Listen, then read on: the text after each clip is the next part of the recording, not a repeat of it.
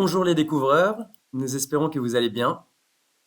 Nous accueillons une personne pour laquelle j'ai beaucoup d'admiration aujourd'hui et que je remercie en notre nom à tous pour avoir dévoué la majeure partie de sa vie à notre beau pays.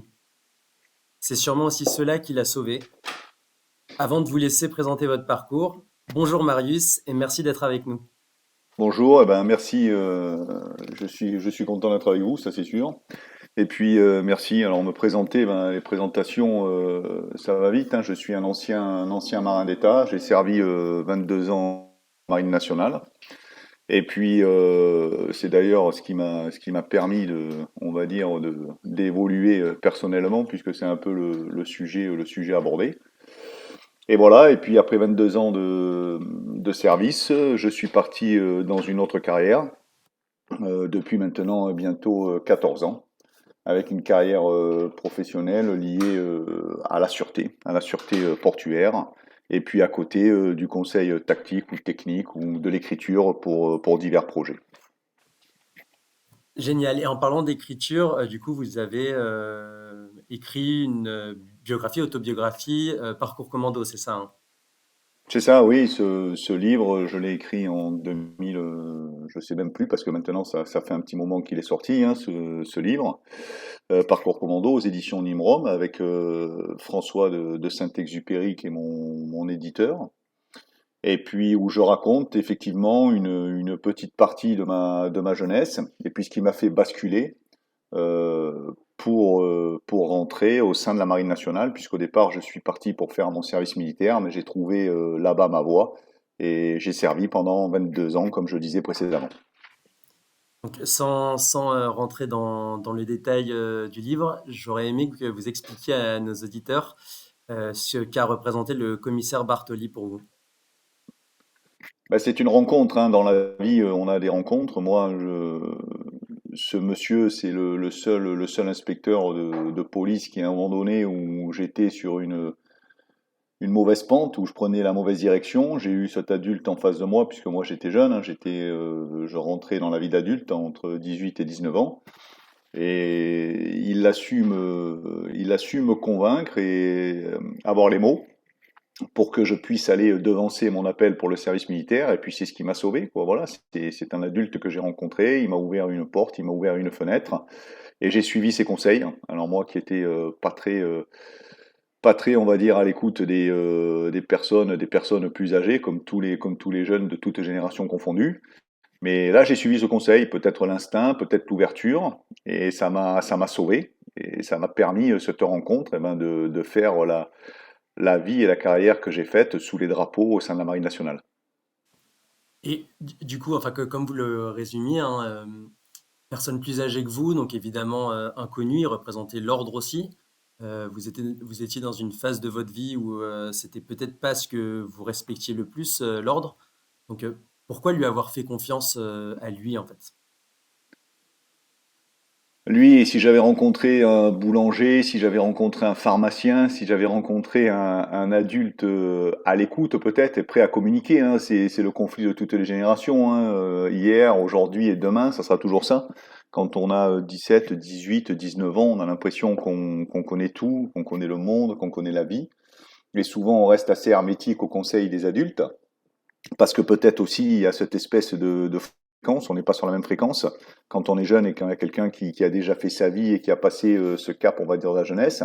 Et sûrement dans la communication, c'est difficile d'avoir des échanges normaux. Et cette personne, ce jour-là, on est sur la même fréquence. Il sait me parler avec ses mots, il sait me donner cette chance, et puis je la saisis.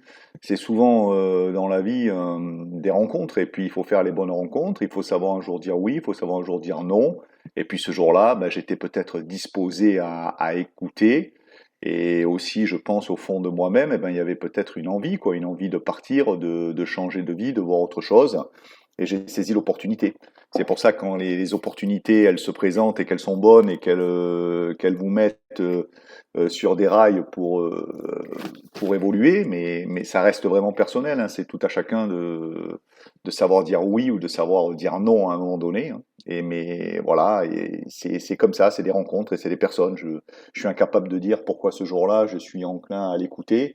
Enfin, je raconte après dans le livre tout ce qui va autour hein, de cette garde à vue qui est assez mouvementée quand même.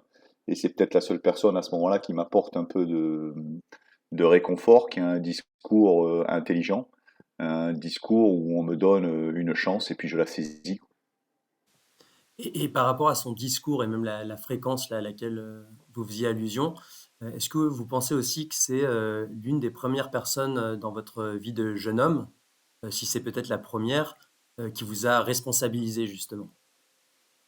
Pas responsabiliser, c'est plus, il y a déjà, on va dire, un premier pas de la valorisation de l'individu.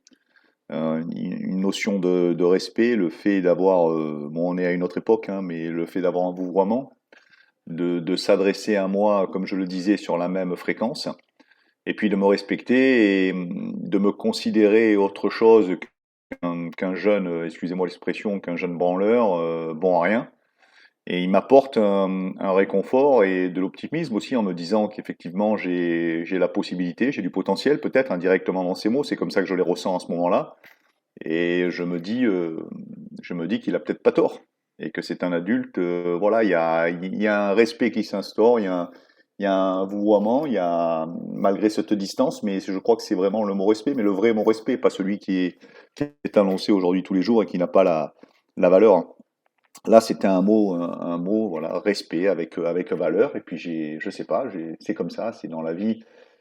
On calcule toujours pas tout, hein, c'est impossible. Hein, il faut suivre son instinct. Moi, c'est un instinct à ce moment-là, à cet instant T. Je le saisis, je sens qu'on m'ouvre cette porte et puis j'y vais. Et c'est cette personne qui le fait. Ça aurait pu être, comme je le disais précédemment, euh, un autre adulte hein, qui m'aurait fait découvrir je le dis souvent, la maçonnerie ou n'importe quel corps de métier. Et Mmh. voilà, il m'a dit vas-y, quoi. Il m'a dit il faut y aller. Alors j'ai dit ok, j'y vais. Et par rapport à cette opportunité, cette seconde chance qui vous a offerte indirectement, ou en tout cas laissé entrevoir, selon vous, est-ce qu'il faut en fait se déraciner d'une mauvaise terre? Je prends cette image parce que vous aviez bon, votre entourage de l'époque, ce qui vous menait dans la vie, et vous avez complètement coupé les ponts avec tout ça en fait. Et est-ce que Mais c'est bien ça sûr, qui vous a permis de faire la bascule? Ouais. pas que ça, mais déjà, effectivement, le fait de se déraciner, de changer peut-être de région, et c'est surtout les fréquentations, je veux dire, le fait de changer de fréquentation et de se donner d'autres objectifs. Et moi, j'ai eu la chance après de partir dans la marine où la valorisation de l'individu est toujours présente. Et comme je dis et je le répète, la seule boutique où vous pouvez rentrer matelot et finir président directeur général si vous en donnez les moyens, parce qu'on vous donne la chance pour tout, mais c'est à vous de le prouver déjà à vous-même avant de le prouver après aux autres. Et puis voilà, donc c'est que vous soyez fils de rien, fils de docteur, tout le monde est à la même enseigne.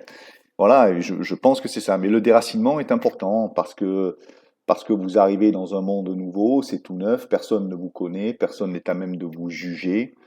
Donc, je pense que quelquefois, il faut oser claquer la porte de l'endroit, se déraciner et aller voir ailleurs ce qui se passe. Et le fait d'arriver dans un pays ou dans une région neutre, sans qu'on puisse vous connaître, c'est une deuxième chance, quoi. On vous redonne cette deuxième chance qu'il faut saisir. Oui, donc je pense que le déracinement, quelquefois, est nécessaire, puisque sinon, on reste au même endroit, on tourne en rond, c'est un cercle vicieux et on ne bouge pas. D'ailleurs, c'est flagrant, puisque 22 ans après, je suis revenu dans ma région d'origine. Les gens que j'ai pu connaître à cette époque-là, soit ils n'existent plus, ou soit ils n'ont pas évolué. Donc ça prouve bien que dans la vie, le déracinement fait partie, on va dire, du protocole, ouais, du protocole pour évoluer. Je le dis sincèrement, je reprends la phrase, les voyages forment la jeunesse, mais ça en Mmh. fait partie, quoi. Il faut s'ouvrir. Le fait d'avoir cette ouverture, c'est important, et de se déraciner aussi. Et pour accepter le déracinement, en fait, je ne sais pas si c'était conscient à ce moment-là, évidemment, mais comment on fait pour accepter qu'on fait fausse route, en fait? Comment on se rend compte qu'on fait fausse route et qu'on se dit, bon, là oui, effectivement, je vais trop loin et on se rend compte qu'en fait, ce qu'on fait jusqu'à maintenant, c'est un beau gâchis. Bah, c'est tellement personnel, il faut prendre conscience déjà, et puis à l'intérieur de son soi et se dire qu'est-ce que je fais? Il faut prendre le temps de la réflexion. On peut aller très vite, hein. Il y a des gens qui. Je pense qu'il faut une intelligence d'esprit. Hein. C'est pas péjoratif ce que je dis. Hein. Je dis pas qu'il faut être instruit ou avoir une intelligence de naissance. Ça n'a rien à voir Oui, avec du ça. bon sens un peu Mais ou du bon sens. À un moment dans sa vie, on dit quelle est. Voilà, moi, à ce moment-là, je me dis que je ne suis pas fait pour ça, c'est pas le chemin que je dois prendre. Et voilà, il y a plein de choses, peut-être des paramètres extérieurs qui me disent ça. Et j'en prends conscience et je le réalise. Et je dis effectivement, voilà, on te donne cette chance, saisis-la. On parlait tout à l'heure du déracinement. Je vais dans un endroit où je connais personne, personne ne me connaît, on ne connaît pas mon histoire, on ne sait pas d'où je viens. Personne ne pourra me juger. Il y a ça aussi, personne ne pourra me juger par rapport à mes antécédents ou par rapport à ce que j'ai fait. C'est une espèce, pardon, de comme si on s'habillait d'un vêtement vierge et on vous dit allez-y, recommencez. On vous donne cette chance-là. Donc moi, je l'ai senti comme ça. Je peux pas dire les signes extérieurs ce qui m'a donné cette conviction. Mais au fond de soi-même, on sait si on fait le bien ou on fait le mal et si on est sur le bon chemin ou le mauvais chemin. On le réalise. La seule chose qui est importante, c'est de ne pas dépasser la ligne rouge et de ne pas basculer dans l'irréversible où à un moment donné, ben, c'est fini, on ne peut plus revenir en arrière. Donc moi, la jeunesse faisant, je me dis c'est un tremplin, je le saisis et puis il faut y aller, quoi. mmh. Et du coup, justement, par rapport à ces habits vierges dont vous parliez, mmh, est-ce qu'il faut accepter son parcours et l'assumer ou est-ce qu'il faut parfois justement faire table rase du passé pour avancer? Parce que c'est aussi ce que ça vous a permis de rentrer dans la marine. Mais non, tout ce que vous allez faire dans votre vie, ça fait partie de votre chemin de vie. Ça vous sert, bien au contraire. Ça vous sert et ça vous construit. Après, vous savez ce qui est bien pour vous, ce qui n'est pas bien pour vous, mais c'est ce qui vous a permis de vous construire. Si moi, j'avais pas eu ce parcours au départ, bah, jamais je me serais retrouvé dans ce commissariat face à cet inspecteur qui me donne la bonne marche à suivre.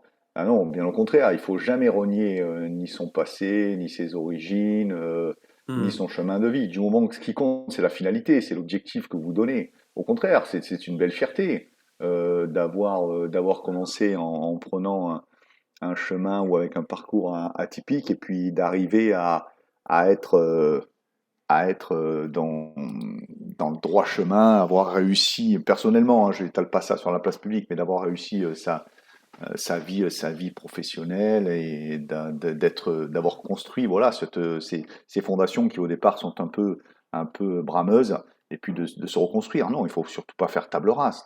Table rase, oui, peut-être des fréquentations, table rase de la malhonnêteté, mais s'offrir, dès qu'on vous offre cette voie qui vous permet ben, de vous reconstruire, de vous habiller d'habits neufs, ben, profitez-en. Tout ce que vous avez fait avant vous servira. De toute façon, c'est ce qui vous construit, c'est comme ça qu'on est, quoi. Mmh. Et je voulais revenir sur ce que vous disiez sur le commissaire Bartoli, où vous disiez que c'était peut-être l'une des premières fois où vous vous sentiez valorisé. Donc ça, c'est quelque chose que des gens peuvent faire pour vous, mais un certain nombre de personnes, et ça dépend aussi des moments dans la vie évidemment, ont du mal à prendre conscience de leurs propres valeurs. Donc là aussi, comment, que ce soit poussé par des mots extérieurs ou par soi-même, euh, on, on peut prendre conscience de sa propre valeur. Ah. On prend conscience de sa propre valeur, c'est surtout quand on s'exprime et qu'on vous le dit. Moi, jusqu'à cette rencontre ou jusqu'à cette décision, j'en avais pas vraiment conscience. Pourquoi? Parce que ben, à l'école, j'avais du potentiel, mais jamais aucun professeur n'a réussi à me valoriser. Il n'y a pas de mauvais élèves, hein, il y a que des mauvais professeurs. Hein. La Hmm. vérité, elle est là. Hein. Donc voilà, on m'a jamais dit c'est bien, quoi. Et si une fois quelqu'un m'avait dit c'est bien, autant le fait de dire que c'est bien ou que c'est mal. Mais c'est un peu le problème là, c'est typiquement français ça, on ne sait pas valoriser les individus.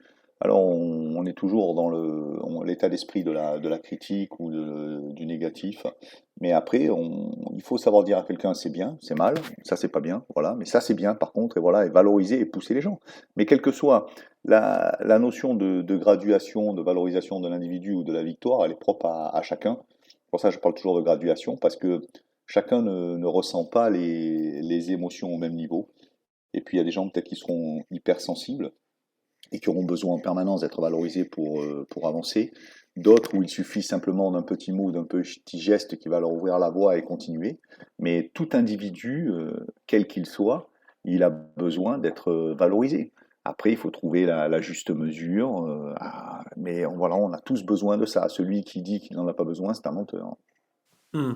Oui, et ça implique finalement une vraie responsabilité là, collective sur justement les mots qu'on peut employer à l'égard des autres finalement. Parce qu'on peut vraiment les tirer vers le haut, soit vraiment oui, les rabaisser plus bas que terre, quoi. Ah, c'est le but et c'est le principe de la vie. Il va chercher le plus faible pour l'amener au niveau du plus fort, hein. Quand on arrive à ça, mais attention, parce que je tiens ce discours-là, mais je tiens aussi un discours où je dis à des gens qui sont définitivement perdus, hein. Mais j'en suis tout à fait conscient aujourd'hui dans la jeunesse d'aujourd'hui, où en fonction des différents degrés de la délinquance ou de la voyoucratie pour certaines personnes, je dis que pour certains c'est foutu, parce qu'ils ont passé justement cette ligne rouge Mmh. dont j'énonçais tout à l'heure les mots là-dessus. Voilà, à un moment donné, mais ça c'est vraiment personnel, hein, c'est propre à chacun, hein. Après, il faut vous dire quand quelqu'un a décidé et qu'il a passé cette ligne, c'est fini, vous ne pourrez pas le ramener, hein. Il y en a qui sont définitivement perdus et puis il faut en être conscient. Alors est-ce qu'aujourd'hui dans ce monde, les gens sont persuadés ou ignorent ou se voilent la face, mais effectivement, il y a des gens qui sont perdus. Et là, en tant qu'individu, si on se sent perdu dans notre vie et qu'on a conscience, justement, vous le disiez, au fond de nous-mêmes, de faire le mal ou les choses de manière incorrecte, euh, qu'est-ce qui pourrait aider, justement, à avoir un peu plus de discernement sur sa propre vie par rapport à ça? La difficulté, souvent, quand vous avez un passif, c'est que les gens sont toujours très friands de la double peine, ce qu'on appelle. Alors, parce que vous avez fait une bêtise à 14 ou 15 ans, elle doit vous suivre toute votre vie. C'est ça qui est un peu, des fois, indélicat. Et Hmm. quand vous essayez de vous sortir de cela, eh ben, il y a toujours quelqu'un à un moment donné qui va vous le rabâcher ou qui va vous le dire. Alors le fait d'assumer les choses, moi je l'ai fait à travers mes différentes interventions ou en discutant ou voilà, ou le fait de l'écrire, ben, on dit voilà effectivement j'ai fait ça, je l'assume totalement, c'est pas ça n'a pas été ma chaîne au pied ou mon boulet, vous pouvez me dire ce que vous voulez, j'ai pas honte, mais ça m'a permis justement d'avancer dans la vie. La difficulté aujourd'hui pour arriver et les gens qui sont un petit peu plus fragiles ou qui n'arrivent pas à se détacher de ça, c'est parce qu'en permanence, on va leur remettre dans la face et puis on va les immerger de nouveau dans leur passif. Et c'est la vraie difficulté. C'est pour ça que je ne suis pas du tout un partisan de double peine. Ne pas encourager un homme parce qu'il a fait une erreur, c'est l'empêcher de s'améliorer. Hmm. Après, il faut justement un vrai supplément d'âme et une forme de confiance en soi pour justement ne pas écouter les mauvaises paroles qui peuvent justement ramener à cette erreur passée. Et comment quelqu'un peut bâtir solidement sa confiance si elle est tout le temps remise en question justement par son entourage ou des gens qui essaient de refaire plonger la personne. C'est compliqué ça.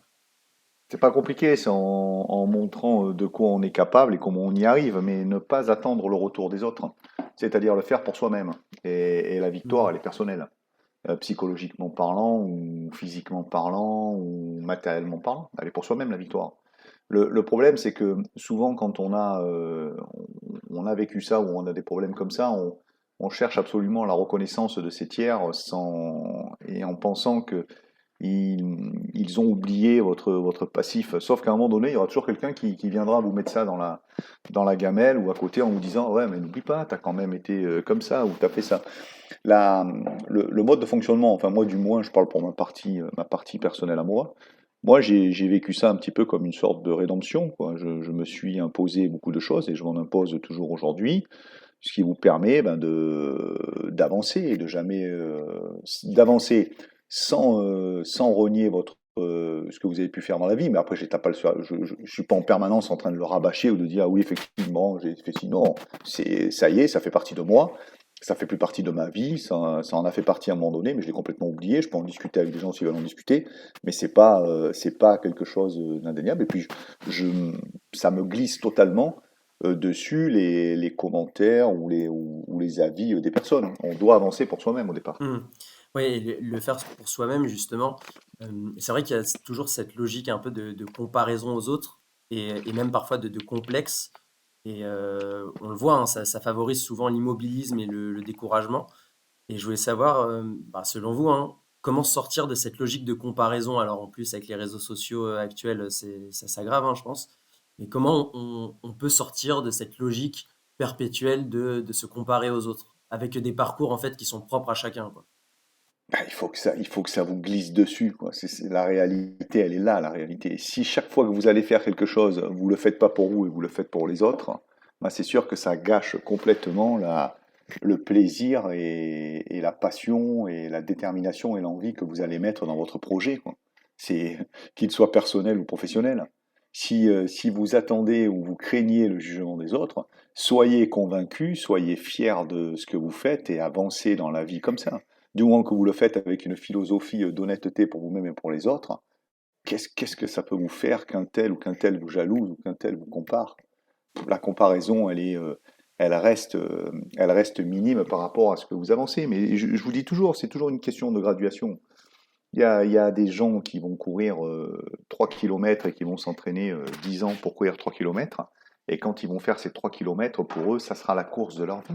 Et puis il y a Mmh. des marathoniens spécialistes qui font ça comme une lettre à la poste sur 40 kilomètres. Et moi, c'est chacun sa graduation. L'instant qui est important, c'est savourer sa victoire, personnellement. Savourer, voilà, j'ai un projet, j'avance dessus, je le réalise, je réussis. Bon, c'est sûr que il faut se préparer en se disant, ben, il faut être hermétique à ce qui va se passer à l'extérieur. Non pas les gens qui vont apprécier ou qui vont vous féliciter, mais plus, on va dire, ceux qui vont commencer à vous déstabiliser, à vous dénigrer, voilà. Mais là, il faut vraiment que ça vous glisse dessus. C'est ça qui est le plus important. Et puis, restez vous-même et soyez honnête avec vous-même, avec vos paroles, avec vos envies. Voilà. Soyez vous, quoi. Ne trichez pas.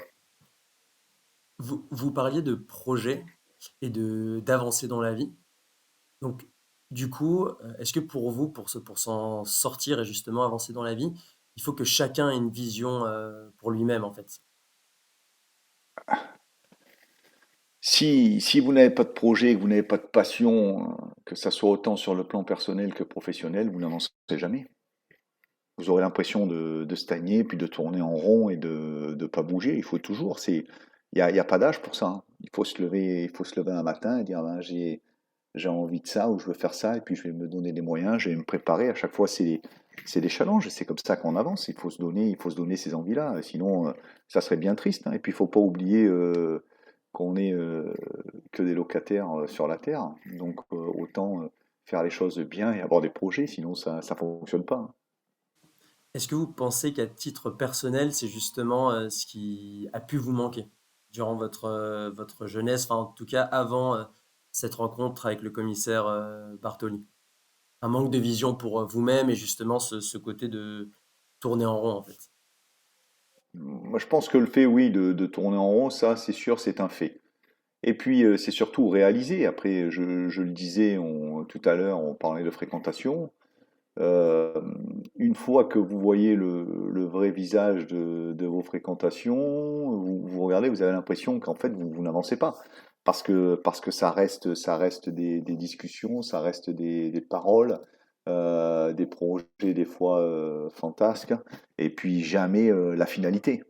Moi, je pense qu'au fond de moi-même, j'ai toujours eu envie d'avancer, j'ai toujours envie de construire. C'est un peu comme des fondations, mais pour moi-même, hein. Et oui, je pense que oui, à cette époque-là, le fait de tourner en rond comme ça me convenait pas, finalement. Je pense que j'étais fait pour autre chose. Alors vous parlez de l'entourage, donc là l'entourage durant votre jeunesse, mais pareil derrière dans la marine, je pense que l'entourage était tout autre et vous avez accompli tout autre chose pour le coup. Euh, ça me laisse penser qu'on n'arrive à rien seul, que ce soit des bonnes ou des mauvaises choses. Et donc, est-ce que s'accomplir, c'est aussi avoir conscience qu'il faut mettre en place un environnement favorable et sain par l'entourage? Et la question, c'est comment s'entourer en fait? Parce qu'on n'a pas toujours le recul pour, de manière très triviale, se dire que cette personne est bonne ou mauvaise fréquentation. Ah, ça, vous le créez, c'est vous-même qui créez ça, votre cercle. Vous le créez après en fonction de ce que vous allez faire comme métier. D'abord, c'est la confiance, la franchise et l'honnêteté. On prend trop de... Moi, j'adore les enfants pour ça. Parce que les enfants, ils n'ont pas de filtre. Un enfant, 10 ans, 8 ans, 12 ans, quand il va vous parler sans filtre. Il va dire tout ce qu'il ressent sur le plan émotif sans jamais tricher. Aujourd'hui, dans la vie, quand on est adulte, et bon, malheureusement, c'est un peu le politiquement correct qui fait ça. Vous pouvez pas tout vous permettre, hein, c'est malheureusement, mais c'est normal aussi parce il faut avoir des bases, il faut avoir des repères. Mais Ouais. par contre, un enfant, vous êtes à côté de lui, vous l'embrassez et il vous dit, tu sens mauvais de la bouche, il va pas gêner pour vous le dire. Donc, moi, je trouve ça génial. Hmm. Et je pense en fait, moi, je suis resté un grand enfant pour ça. Au moins, on peut dire ce qu'on pense et ce qu'on veut, et vous le vivez beaucoup mieux. Moi, j'ai pas eu toujours des périodes très euphoriques ou optimistes, hein, comme tous les gens sur la terre, comme tous les humains. Bah, moi, les enfants me sauvent beaucoup, hein, ça c'est sûr, hein. Mais voilà, parce que je trouve que c'est très intéressant. Et puis ça, c'est important de vivre un petit peu sans filtre comme ça. Des fois, on prend trop de délicatesse ou trop de politiquement correct et on triche en fin de compte avec soi-même et on triche avec les autres. C'est bien dommage. Hmm. En tout cas, dans le relationnel, ouais, rester sur cette authenticité des enfants, quoi. Être direct, enfin, dire ce qu'on pense, tout simplement. Bah, c'est la vie, hein, c'est la base. Hmm. Et des fois, c'est plus facile, hein. Ça vous évite d'avoir des fardeaux. Oui, tout à fait, les non-dits qui restent sur le cœur et qui peuvent même diviser des familles, des groupes d'amis ou des couples, hein. Exactement. Mais ça, il faut quand même du courage, en fait, pour... C'est pas du courage. Les enfants, ils le font naturellement. C'est être naturel. La vérité, c'est être naturel. C'est pas du courage. Vous vous- pouvez pas, on peut pas associer ça au courage. Quand on est toujours dans la société un petit peu faussé par ces choses-là. On dit, ah non, non, mais on va préserver ou on va pas dire. Un enfant, il préserve pas ou il ne va pas dire. Il va dire les hmm. choses comme elles viennent, quoi. Donc on peut dire. Après, c'est sûr, il y a la manière, il y a l'art et la manière de dire les choses. Mais déjà, le fait d'être honnête envers soi-même et envers les autres, eh ben c'est quelque chose qui vous permet d'être beaucoup moins stressé et beaucoup moins pénalisé pour accumuler les différentes couches qui vont vous noircir l'état d'esprit, quoi. Ouais, Et quoi que vous puissiez faire, eh ben dans la vie, vous le dites, quoi. Non, ça me convient pas. Non, merci. Oui, très bien. Par contre, ça, j'adore ça. J'ai pris vraiment du plaisir. Mais il faut que ce soit des deux bords, hein, des deux côtés, hein, Hmm. sur le plan des émotions. Voilà. Bon, Non, mais moi, c'est vrai, c'est vrai que parfois on a l'impression de marcher sur des œufs justement quand ça part souvent d'un bon sentiment, hein, mais de ne pas brusquer les gens, de leur faire du mal, mais au final on leur rend pas service et nous-mêmes dans le fait de vivre cette relation, on se rend pas service non plus. Enfin, si je vous les comprends. laissez dans leurs conditions et vous les confortez dans leurs conditions, c'est ça le problème. Hmm. Oui, et dans du faux quoi. Exactement. Et vous les confortez. Donc en fait, ils se disent, bah, effectivement, c'est vrai, je suis bien là. Et je voulais aborder aussi le sujet de l'exemplarité avec vous, justement sur le fait d'évoluer. Est-ce que le faire pour les autres, à défaut de le faire pour soi-même, même si on parlait d'un projet personnel tout à l'heure, ça peut être une bonne méthode, une bonne étincelle pour changer les choses? Il faut surtout, enfin moi, quand vous parlez d'exemplarité, je parle dans le domaine professionnel, quand j'y étais, j'ai jamais fait faire, et aujourd'hui encore, des choses à des personnes dont je ne suis pas capable de faire. Donc ça, c'est important. Vous pouvez pas demander la Lune à quelqu'un si vous avez jamais été sur la Lune ou si vous l'avez jamais touché, quoi. Ça, c'est important.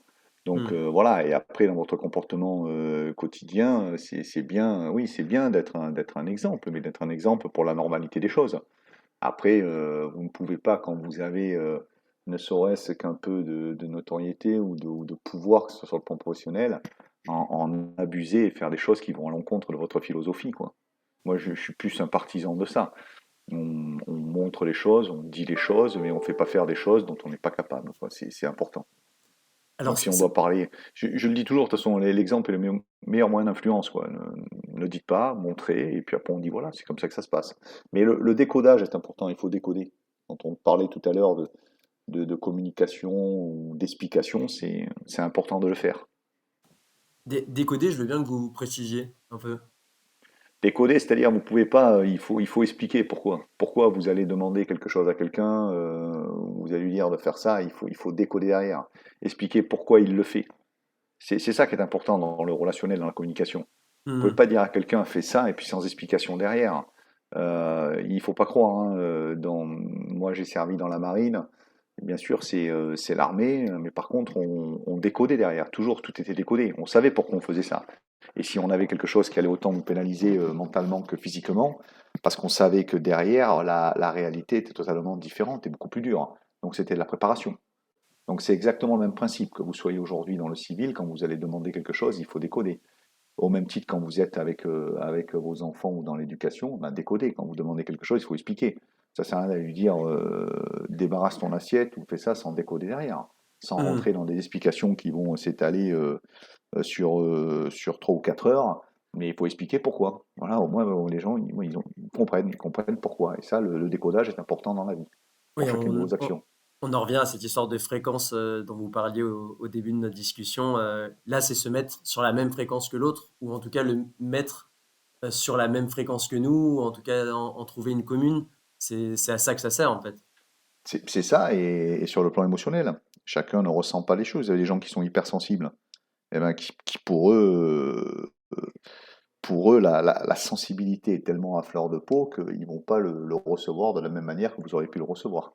Donc en fait, il faut une bonne connaissance des gens, quoi. C'est important, pardon, de bien connaître les gens, d'essayer d'analyser les gens par rapport à leur comportement, sans rentrer dans du détail, hein, ou on va dire, de la construction psy ou autre chose, pas du tout. Mais par contre, il faut avoir une connaissance, parce que chaque être humain est différent dans la finalité. On est tous différents. On s'imagine on se ressemble, homme, femme, c'est sûr, mais on est tellement différents sur plein de choses et sur la manière de ressentir ou la manière de faire, qu'un décodage est toujours important. Et quand je vous parlais de fréquence tout à l'heure, c'est exactement ça, quoi. Et par rapport à ce décodage, c'est vrai qu'on n'a pas toujours le loisir de rencontrer des gens qui justement vont s'évertuer à essayer de décoder ce qu'on ressent, ce qu'on comprend. Donc peut-être pour avoir conscience de tout ça, il faut d'abord savoir se décoder soi-même et dans un second temps, accepter que les gens ne chercheront pas toujours à nous décoder. Ouais, mais même quand on se décode et qu'on se connaît soi-même, on fait toujours des erreurs, hein. On fait toujours des erreurs, on s'imagine des choses, en sachant que là où il faut positiver, c'est surtout qu'il faut apprendre de ses erreurs et reconstruire par rapport à ces erreurs, et accepter la critique, qu'elle soit positive ou négative, des gens, que ce soit sur le plan humain proprement dit, ou professionnel ou personnel. Quand on vous fait une critique, essayez de comprendre, et si la personne l'a fait avec un bon décodage, à la rigueur, ça peut vous aider à changer, quoi. Donc votre connaissance, elle est importante. Et même si vous connaissez parfaitement, que vous savez comment vous comporter, votre manière d'agir, ben, vous n'êtes jamais à l'abri de faire des erreurs, où les personnes qui sont en face de vous n'ont pas compris où vous vouliez en venir, sans un vrai décodage, quoi. Hmm. Est-ce que vous pensez que justement à cet égard, dans l'évolution personnelle, on est souvent peut-être trop exigeant avec le résultat, mais trop indulgent envers nous-mêmes sur justement cet aspect de travail et d'évolution, le chemin pour atteindre les résultats en fait. Ah, mais non. Mais c'est la base de l'humain, de la société moderne. Je dis souvent comme ça, alors je suis fort en mathématiques et je suis pas bon en français, mais je vais beaucoup me cantonner sur ma matière forte, et je vais ignorer ma matière faible. Alors c'est pas ça qu'il faut faire. Si je suis fort dans une matière, je vais l'entretenir, et là où je suis faible, je vais la travailler 2 fois plus pour essayer de la mettre au même niveau que l'autre, quoi. Ça c'est Et si on prend cet exemple et qu'on le met dans nos principes de fonctionnement, ben ça vous aide pour arriver, quoi, à faire aux choses et à atteindre vos objectifs, quoi, qu'ils soient, comme je le disais, hein, que ce soit autant sur le plan personnel que professionnel. C'est important de faire ça. On a Hmm. trop tendance, nous, dans cette société moderne, dès que les gens sont confrontés à la difficulté, la mettre de côté et ne pas l'affronter, quoi. Faire un petit virage, ou soit l'enterrer, faire la politique de l'autruche. Non, des fois, il faut affronter, il faut y aller, hein. Il faut aller Hmm. contre le mur, hein. Il faut aller contre le mur pour voir, et puis pour essayer justement de se construire, et de se bâtir, il faut y aller, quoi. Ouais, c'est là justement où il faut se responsabiliser. Je pense que ça, c'est un peu lié à la société de consommation, le fait que maintenant on a tout de suite sans effort ou presque, et que effectivement les belles choses et notamment une évolution majeure dans sa propre vie, il faut mettre les choses en place et ça va être un travail de longue haleine et l'accepter en fait.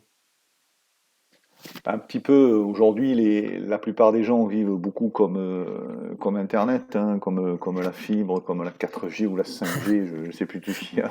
Donc, en un claquement de doigts, vous pouvez avoir, mais est-ce que vous appréciez vraiment les choses à leur juste valeur? C'est là où je me pose la question. Il faut prendre quelque chose, qu'on soit passionné, qu'on soit déterminé, il faut savourer, quoi. Et le fait de savourer quelque chose, de construire quelque chose et d'aboutir à son projet, ben, je pense que le temps c'est important pour justement, comme je le disais, apprécier les choses à leur juste valeur. On perd, je crois malheureusement que le fait que ça aille très vite comme ça avec l'évolution de notre société, les gens ont perdu énormément de repères et ne savent plus apprécier, quoi, ou savourer, ou même vivre l'instant présent. Ouais, les gens sont trop pressés en fait, trop pressés du résultat, d'accomplir la chose. Et là, je prends deux exemples concrets. Si, par exemple, vous jardinez et vous arrivez à faire pousser un arbre, je pense que c'est peut-être plus satisfaisant que de planter un arbre direct ou pareil en cuisine, de faire un plat de A à Z ou de servir un truc surgelé. C'est quand même pas la même fierté quand vous l'apportez à table, quoi. Oui, c'est ça, il faut être fier et puis il faut du temps, quoi. Le temps est important. Comment vous pouvez apprécier les choses sans en avoir pris le temps, quoi. Après, vous vous lassez rapidement, mais c'est un peu le tort de cette société moderne. Je dirais c'est ça, quoi. Très très Mm. vite, tout va très vite. On n'a pas le temps d'apprécier. Par rapport à cette société aussi, j'ai l'impression que par exemple les gens sont de plein de bonne volonté pour évoluer, se lancer dans des projets personnels, ce qui est tout à fait louable, hein. Mais il y a quand même beaucoup d'abandon. Et au final, on est nombreux à toucher à tout, mais ne pas s'être accompli tel qu'on l'entendait. Et il y a en fait cette perpétuelle frustration d'essayer, mais de jamais mener un projet à terme en fait. Parce que les gens, ils ont plus le goût ni l'envie, et puis dès que ça fait mal, ils abandonnent. C'est ça le problème. La vie, elle est pas faite que de plaisir, hein, elle est faite de contraintes, hein. Il y a des contraintes, il y a des expériences, il faut savoir se faire mal pour avancer, pour aller chercher la lumière, on va dire. Tout n'est pas tout rose, personne ne naît avec une cuillère en argent dans la bouche. Et par rapport à cette contrainte, est-ce que vous pensez que c'est là où justement la vision pour soi-même ou d'un projet compte avoir une ligne de mire en fait, pour justement passer outre la douleur, outre la contrainte et des jours peut-être difficiles? Il vous faut ça, dans un premier temps, et puis il vous faut aussi accepter la défaite. C'est ça qui est important. Et vous dire, ben, effectivement, j'ai été jusqu'au bout, j'ai utilisé toutes les solutions pour y arriver, et là je vois que c'est impossible, et ben j'accepte ma défaite, je me reconstruis, et je me suis planté de chemin. C'est ça qu'il faut accepter aussi, et c'est la vraie difficulté. Savoir reconnaître qu'on s'est trompé, et qu'on n'était pas sur le bon chemin, et faire autre chose. Et la difficulté, elle est là aussi. Les gens, ils veulent tout très rapidement, ça marche de suite, et, et dès qu'il y a un échec ou il y a quelque chose qui les pénalise, bah, ils savent pas se reconstruire avec ça. Bien au contraire, ça les affaiblit encore plus. Mais le contraire, on se nourrit de l'échec. L'échec ou la défaite est une source de construction importante. Et comment on arrive à se nourrir de l'échec quand justement on a tout mis en œuvre, ou en tout cas on a le sentiment d'avoir tout mis en œuvre pour réussir justement, que comment on arrive à rebondir après ça? L'amour et la passion. C'est aussi L'amour. simple que ça. Je veux bien que vous développiez un peu. Non, bah, je vous dis, c'est ça. C'est ça, le fait de parler sans filtre, d'être amoureux des choses, amoureux des gens, et puis ça vous aide à avancer. C'est ce qui vous fait changer. Relativiser, ouais. Oui, c'est ça, ça vous fait relativiser beaucoup de choses, Et voilà, la vie, elle est faite comme ça. Elle est faite, comme je le disais précédemment, elle est faite. C'est jamais un long fleuve tranquille, hein, il faut le savoir, ça n'existe pas, hein. Les gens qui vous vendent ça, ils se sont trompés, hein. Ils se sont trompés, sinon dans le mode d'emploi, ça serait trop facile, c'est complètement utopique, ça n'existe pas.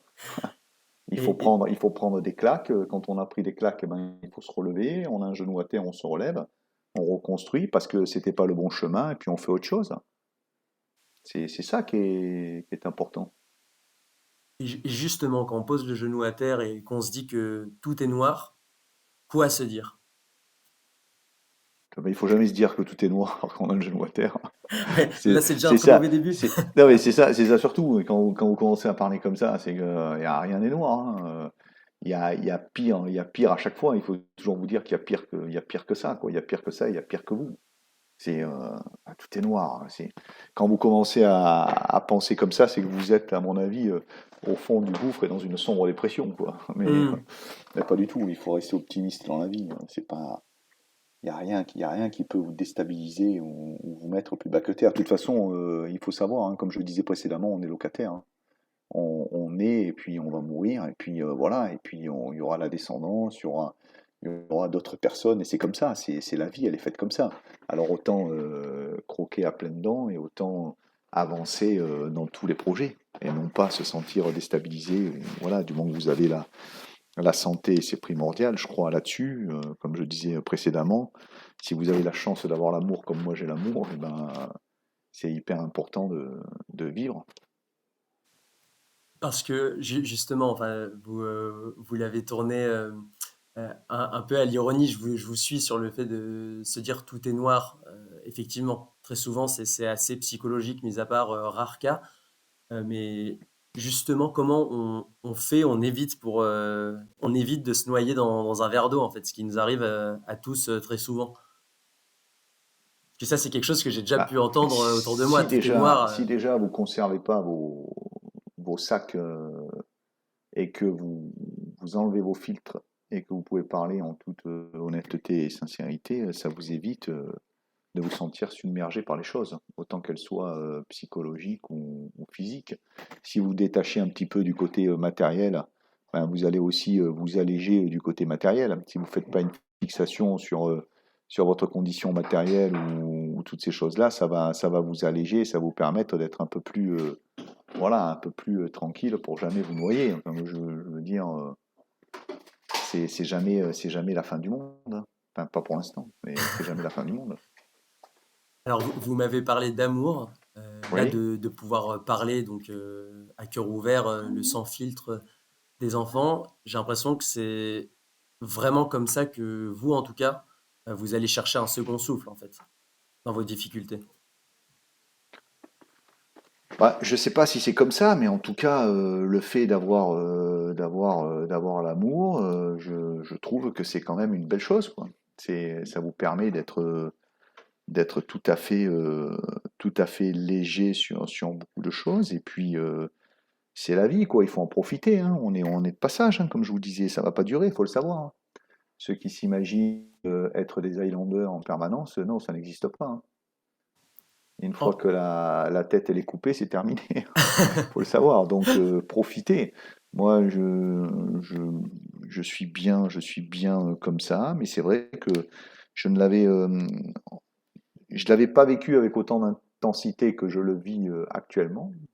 Et c'est vrai que ça m'a fait, voilà, comme on dit, ça m'a ouvert d'autres chemins et ça m'a permis de comprendre aussi plein de choses et de voir que c'est important. Et quand on a la chance de l'avoir, après la communication est importante, hein. Ça, sans ça, ça n'avance pas, hein. Et comme je vous disais, la communication, le sans filtre, et puis discuter de tout, quoi. Hmm. Je, je suis assez d'accord avec vous sur l'amour et même j'élargirais en parlant peut-être de rapports bienveillants.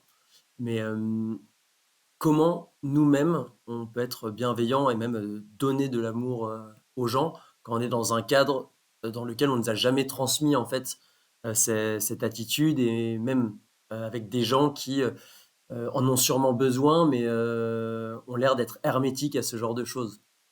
Et comment nous on peut garder le cap et se dire bah moi je peux donner gratuitement sans complexe pardon, sans filtre. Ben, c'est de l'apprentissage, après c'est personnel. Moi, moi, pour nommer ma bien-aimée Stéphanie, voilà, moi, elle m'a beaucoup, beaucoup apporté, beaucoup appris, beaucoup ouvert, si c'est un terme, voilà, un terme d'ouverture de l'esprit là-dessus, et fait comprendre des tas de choses sur le plan sentimental que je n'avais pas compris. C'est pour ça tout à l'heure quand je vous disais il n'y a pas d'âge pour apprendre, bah si, on en apprend tous les jours. Ouais. Et moi j'ai découvert ça et effectivement, qu'est-ce que c'est agréable de vivre comme ça. Ouais, ça apporte en fait de la légèreté dans les choses et justement, on en revient au sujet qu'on évoquait tout à l'heure, de relativiser sur, ce qui peut nous arriver et une complexité en fait qui est juste psychologique pour ce qui se passe pour nous, quoi. Ouais. Mais bien sûr, mais après, comme je disais, après il faut se détacher de plein de choses autour. Tout ce qui est parasite et qui vous sert à rien, il faut s'en détacher, quoi. Les gens qui sont, comme vous le disiez tout à l'heure, noyés ou qui se noient dans un verre d'eau, c'est qu'ils accumulent les couches. Et puis ils savent pas s'en débarrasser. Après, chacun son moyen pour s'en débarrasser. Moi, Mmh. j'ai la chance de pouvoir continuer à délivrer des stages, avoir un club de sport de combat, de communiquer avec les gens lors de ces stages ou de ces formations. Et en fait, c'est très riche, quoi. C'est très riche pour vous-même. Les gens, ils pensent que c'est vous qui venez leur apporter quelque chose, mais c'est tout à fait le contraire. C'est eux qui vous apportent. Quand vous discutez avec les gens, quand vous voyez de quel milieu social ou quel horizon ou quel contexte professionnel ils arrivent, mais qui sont là pour venir chercher quelque chose, ils ne savent pas qu'en fin de compte, je vais chercher chez eux cette espèce d'énergie, cette espèce, voilà, c'est une communion. C'est une communion avec les personnes. Moi, je le vis sur le plan personnel. J'ai eu une belle expérience de communication comme ça. C'est le jour où j'avais fait en novembre le TED, là, j'avais fait ça sur Marseille. Et c'est vrai, me retrouver seul sur une scène face à 2000 personnes, sur un sujet qui était comment faire pour changer le monde, bah, j'ai trouvé ça, j'ai eu un rapport, j'ai senti une espèce d'énergie dans cette salle qui était l'Opéra de Marseille. Et on a l'impression qu'on vole, quoi, qu'on est au-dessus, qu'on sort presque de notre corps pour s'adresser aux gens. Donc, vous voyez, ça mène à tout, quoi. Après, Mmh. voilà, il suffit de décider, il suffit de dire et d'essayer sentimentalement, des fois, de s'ouvrir, mais sans filtre, enfin, sans tricher, quoi. Il faut être soi-même. L'important, c'est ça. Aujourd'hui, d'artifices, trop de facettes, trop de camouflage, ça me va bien ce mot-là, mais trop de camouflage pour les gens. Ouais, j'accepte de faire cette conversation et l'interview avec vous. Mon filtre, c'est François, mon éditeur agent, mais je le fais derrière comme vos auditeurs écouteront ou autre chose. Hein, il y a pas d'aspect financier, il y a rien du tout, quoi. C'est simplement un échange verbal, une discussion sur un sujet que vous amenez. Et moi, j'aime bien me prêter au jeu pour discuter. On se voit même pas, on se connaît même pas. Mais par contre, on peut être capable d'échanger, quoi. Et c'est ce qui se fait actuellement. Et je trouve Mmh. ça, moi, je trouve ça intelligent, quoi. Et justement sur le fait de s'ouvrir aux autres, donc vous parliez de vos stages, de cette intervention, au TED ou même là, ensemble, au moment où on parle. Comment on peut aller chercher peut-être cette force intérieure pour, certaines personnes, hein, introverties notamment, pour se projeter sur les autres justement, se dire qu'il y a pas de problème, que ça va bien se passer et que justement on va apporter aux autres et ils vont nous apporter? Mais parce qu'il faut rester naturel et comme on est, quoi. Il faut pas tricher. Il y a pas d'angoisse ou il y a pas, on met pas. Moi, je mets pas ma vie en jeu, moi, quand je discute avec vous, même si je venais à dire des bêtises ou à dire des choses qui peuvent déranger certaines personnes. Qu'est-ce que j'en ai à faire personnellement? Mmh. Non, mais honnêtement, qu'est-ce que j'en ai à faire?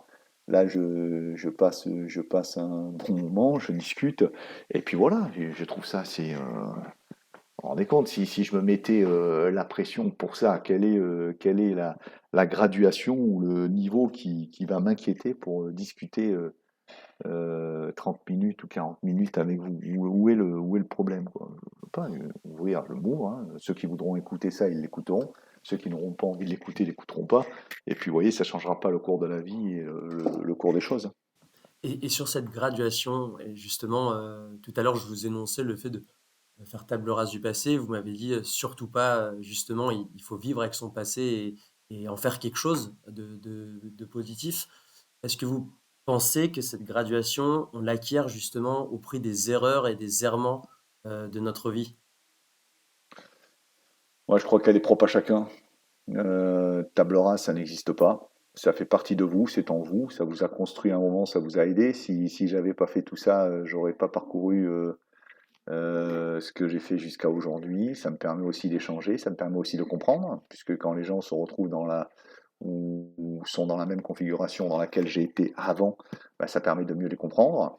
Et puis, ça permet de pouvoir vous adresser, de serrer la main au dernier des SDF qui est dans la rue et jusqu'au président de la République sans aucun complexe. Hmm. Et moi, je trouve ça assez important. Aujourd'hui, on est souvent catégorisé dans des castes ou dans des corporations bien particulières en fonction de votre poste professionnel ou de votre niveau d'études ou de votre quartier d'appartenance. Mais tout ça, c'est du vent par rapport à vous avez envie de faire quelque chose, vous le faites, vous donnez les moyens de réussir, vous avancez, et au-delà de votre origine, de votre couleur, de votre quartier, de votre passif ou passé, voilà, vous avancez, c'est tout. Il faut pas se voiler la face, quoi. Il faut pas se chercher des excuses ou se donner des moyens de s'excuser de ne pas réussir. Hmm. Si on ne réussit pas quelque chose, qu'on n'y arrive pas, c'est que peut-être c'était pas fait pour soi, et puis on fait autre chose. Voilà. Et pas non plus vous dire que ce que vous faites vous, c'est la meilleure des choses, c'est le meilleur chemin. Vous avez la science exacte. Tout ce que vous allez faire, personne ne peut faire mieux. C'est pas vrai. C'est pas vrai. L'essentiel, c'est quand vous le faites naturellement et que vous pouvez apporter quelque chose et que c'est quelque chose de bien et que vous pouvez aider, ben faites-le. Moi, je vous l'ai Si, dit au départ, c'est une sorte. J'ai fait ça tout le long, une sorte de rédemption au départ, mais aujourd'hui, c'est plus se nourrir, nourrir de la lumière, se nourrir soi-même, des échanges en se disant qu'il n'y a pas que les réseaux sociaux, qu'il n'y a pas que les, on va dire, les aspects virtuels qui vous permettent d'avancer. La communication est importante comme les échanges. si je vous dis qu'il n'y a pas de destin, vous en pensez quoi? Ah, moi, pour répondre à ça, ça serait une bonne disserte à faire en philosophie, ça. Le destin existe-t-il? Mais moi, je sais pas s'il existe, mais en tout cas, sur mon chemin, on m'a mis des belles choses, on m'a mis des mauvaises choses. Je suis plus aujourd'hui à penser que dans la balance, j'ai les plus belles choses que les mauvaises choses, et ça me permet d'avancer. Après, est-ce que c'était mon destin? J'en sais absolument rien. Absolument rien. Je ne sais pas. Moi, j'ai saisi les fenêtres qui s'ouvraient, j'ai, j'ai suivi mon instinct dans le cadre des rencontres. Et puis ça s'est fait comme ça et il faut le vivre pleinement. Je crois que c'est ça qui est important. Merci beaucoup, Marius. Je vous en prie. Nous vous souhaitons le meilleur pour la suite, hein. Et Bah, vous je aussi. saurais que recommander la lecture du coup de votre ouvrage dont on parlait tout à l'heure, Parcours Commando. Et comme vous le disiez, pour les intéressés, je précise que vous organisez des stages avec le Marius Team Combat. C'est ça. Et du coup, quant à vous, chers découvreurs, restez curieux et libres. À très bientôt.